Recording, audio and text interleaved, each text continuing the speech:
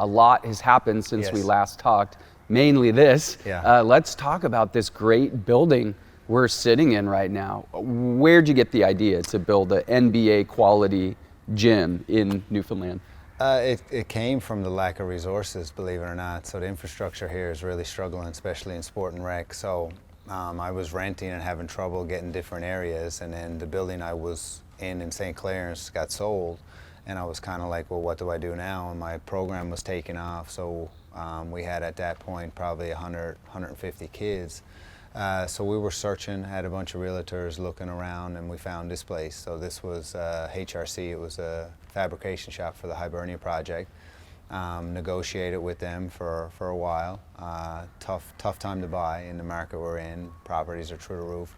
But it was close to my house. It had the perfect size. The issue we were having was most of the buildings have columns in the middle. So we needed the wide open span and we needed the ceiling height.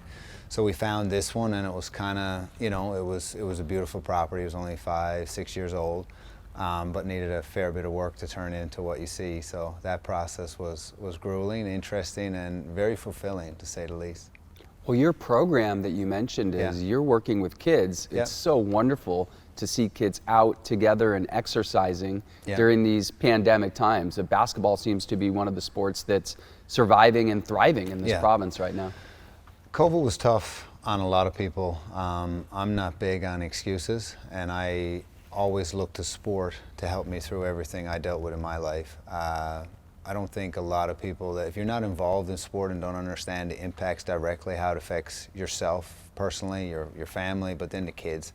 The kids at that point, the last couple of years, have been a very difficult time. When you take everything they know and you take it away from them, and then they're kind of trapped. You know, we were at one point, we couldn't leave your property. So now we're back, fast forward a little bit, now we have a beautiful facility, but we get them out and try to get them back to some type of normal lifestyle. So for me personally, our goals are accountability, determination, hard work are the essence of everything I believe in, and now I'm trying to instill that into the kids. So if you take that in a day-to-day and take that in any type of thing without your life, I think you can accomplish anything. And that's what we're trying to teach these kids. So basketball is your byproduct, but we're teaching all these life lessons is my main focus.